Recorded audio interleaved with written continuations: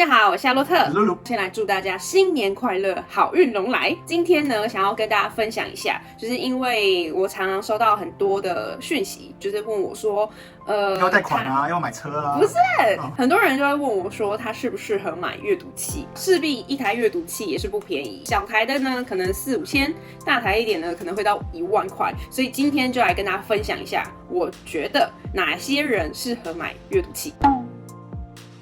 第一种人呢，我觉得是通勤的时间非常长的人，上班族。你上班族，然后你在这个交通期间，你要搭公车、搭捷运，然后转来转去，然后可能要花个半小时到1小时以上的人呢，我觉得你可以带阅读器。需要有网络吗？不需要，你只要下载一次就可以阅读你阅读器里面的书了。然后我觉得因为很方便嘛，如果说你在通勤期间你想要增进自己，然后但是你如果带一本书，然后又带公司文件，你会觉得非常的重，你的肩膀应该就是负担很重。所以呢，如果你有一个阅读器，你就可以把公司的文件或者是你想要读的书都放在你的阅读器里面，我觉得就非常棒。我觉得通缉犯也蛮适合的，因为他们常常可能会深山里面躲来躲去，他们也不适合带很重的书。那你也知道嘛，有时候在通缉在逃难的时候，你还是要增进自己嘛，随时随刻增进自己。不是啊，通缉犯不会想要读书。你觉得犯人不需要有知识吗？哦，需要。如果你也是通缉犯的话。第二种人呢是高度阅读的人，就是你很喜欢读书，然后你家里有很多书，很常需要读那种很厚的，比如说原著啊，或者是经典啊，那种超厚的，像砖块，对，哈利波特那种，我就觉得你可以买一个阅读器来试试看。那不是啊，可是有些人不是就是喜欢有原书吗？我会买很多书在阅读器里面。那如果我真的很喜欢那本书，我可能就会考虑买它的纸本来收藏。但是我主要还是用阅读器来阅读这样。第三种人呢，我觉得也非常适合买阅读器的呢，是你随时随地都想阅读，就像我刚刚说的，你通勤。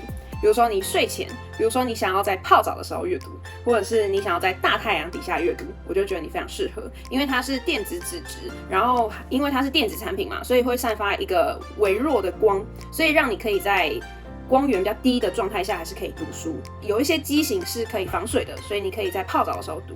然后因为它没有一些书本的折射，所以你在大太阳底下读书也是非常舒服的。那跟第二种人有什么不一样？哪一种人？第二种人啊？哪一种人？你刚才讲第二种人，你说高强度阅读的人。那个对啊，跟第二跟第三没有你我是说它是一个状态啦，就是你可能同时符合很多状态。我不是说你是高强度阅读，你就不会想要随时随地阅读啦。你可能是同时是两种不一样的。因为有些人很常读书，但是他喜欢在书桌前看。可是有些人喜欢随时随地拿出书就看。OK， 你知道，就是不一样的过马路的时候看。没错。第四种人就是像我一样三心二意的人，就是会一次读很多种书，很多本书。你可能没有办法好好一次读完一本，可是你可能就是买了一堆，对，然后就今天想看 A， 明天想看 B， 然后后天要去买一本 C 这样。对，因为我是那种我会同时读，比如说自我成长小说，然后或是一些散文，这种同时不同类型的书一起读，因为我会觉得这样子我的压力比较小，然后可以转换心情。有时候我心情不好的时候，可以读一点小说，读一点散文这样。那如果你是都看这本书，那你就要一次带3本书，那就会对你来说是一个很大的负担。那如果你是在阅读器上面阅读的话，你就可以随时随地想要选什么书就选什么书。而且比较便宜，对不对？对，这也是我等一下会讲到的。如果你想要尝试读原文书、英文或是各国语言，那我会推荐你也尝试一下阅读器。因为像我买的 Kobo 这一家，它就有内建字典。那你如果买阅读器，你就直接长按几秒，它就会直接翻译，就跟手机一样。对，那你就会比较顺畅的可以阅读。你不用特别还要打那个字去查，这样。对，你不用就是手还要这样抓着，然后手旁边还要用手机啊或电脑查字典，我就觉得非常方便，这就蛮方便的，非常方便。第6种也非常适合阅读器的人呢，就是你想要沉浸式阅读的，就像阅读器呢，它唯一的功能就是读书，那你就不会被任何讯息打扰。对，就是很多人就会说啊，阅读器有需要吗？因为我在手机、我在平板也可以看电子书啊。对。但是它就是可以让你沉浸式的，不要就是看几页就去回讯息，然后或者回讯息，没错，然后你就可以好好享受阅读的时光。你就会带一个阅读器在客厅看，然后你手机放房间，对，然后这样子爸妈就不会觉得你在滑手机。没有，他们还是会觉得你在滑手机，因为他们不知道那是什么东西。你可以跟他说啊，先科普一下，先跟他们讲一下，这是阅读器，这不是手机。那不买书就好，浪费钱。第7种人非常适合阅读器呢，就是你是一个有洁癖的人，你是一个不敢在书上面画任何注记的人。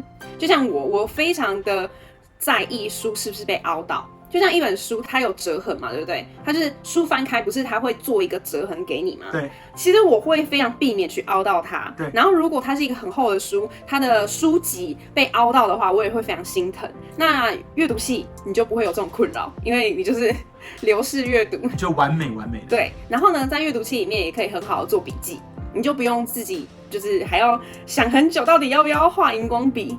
然后它的阅读笔记呢，都会统一放在一个地方，你要查找回去检索都非常方便。可是这个我就要补充一下，因为我觉得有些人就是他就喜欢用手写的一些笔记，那个阅读器就没有办法。有的还是有办法，就是像我这一台小台的，它就没有办法做笔记，就不能手写。但是现在很多厂商做那种10寸啊、11寸的大平板，那你就可以用手写笔在上面写字。然后当你带那么大的平板出门的时候，你就想说，那我不就带纸本就好了。它很大没错，但是它很薄，跟纸本书还是有一点不一样的。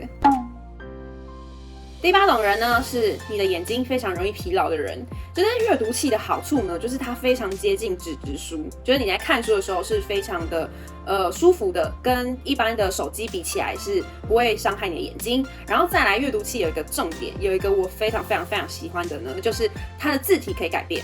就是有一些出版社预设字，我觉得不好看，我可以改变。那我也可以去下载不同的字体到你的阅读器里面。还有另外一点就是字体可以放大缩小，所以当你觉得它的预设值太小的时候，你就可以放大。那对于一些老人家其实这样很方便，非常方便。因为有些老人家其实到一定年纪，因为他有老花，或是可能眼睛不方便，或是怎么样，就可能开始放弃阅读。对。像我爸就因为这样就开始不怎么读书。对。那其实有时候他们也会想要看一些东西，可是看久了会眼睛就不舒服。没错。所以就阅读器其实蛮适合长辈去使用，真的，因为它操作又很简单。对，其实就是左右。对，因为有些老人家可能他连手机也不怎么会用，然后电脑更不用说了。没错。那阅读器其实就是点开书打开看，那你再教他说放大缩小，这样就解决了。对。他就不用去想那么多有的没有的功能。真的耶。真的，老人家。真的，因为我自从看了阅读器开始放大缩小字体之后，我再回去实体店面翻开书，我就觉得哇，字超小。因为如果它没有放那么小的话，其实它书会很厚。那为了就是让消费者觉得书没有那么厚，可以简单易读，他就会把字缩得很小。特别是那种小说，奇幻小说，它字就超小。真的。对。所以下次父亲节就买一个给你爸。没错。第9种人是你想要省钱的人，纸本书相较于电子书还是会比较贵的，你就必须要趁打折啊，或是一次买的时候看是不是可以争取到比较便宜的优惠这样子。但是电子书因为它就是成本比较低嘛，然后它平台也有很多优惠可以搭配，所以你基本上会是比纸本书还要便宜很多。大概便宜个100到150左右，就跟买实体片游戏跟买网络上的数位的游戏是不太一样的。对，所以我觉得大家如果想要省钱的话呢，也可以考虑电子书。第10个也非常适合阅读器的人呢，是家里空间比较小，那你在搬家的时候需要考虑你要怎么储藏你的纸本书的那种人。因为书其实它就是一个很重、非常占空间的一个东西。大家想想，大家现在房价那么高，对吧？你现在书就是占了那个空间，那你是不是在搬家的时候也要请搬家公司去把这么重的东西搬过去？而且有一些搬家公司是不是论重量去计算一个搬家费用？那这个时候呢，我就觉得你可以使用阅读器。好，以上10种类型呢，就是我觉得你非常适合尝试阅读器的状况。我觉得你如果有符合3到5个，我觉得你就可以尝试一下阅读器。目前总结下来，我使用阅读器大概3、4年，我是没有后悔的。但是也有一些小小的提醒点想要跟大家分享，就是你买阅读器不代表你的阅读量会提升，所以大家还是要刻意的去培养自己的阅读习惯。你要记得，你要从你的包包拿出阅读器来读，这件事情还是非常重要的。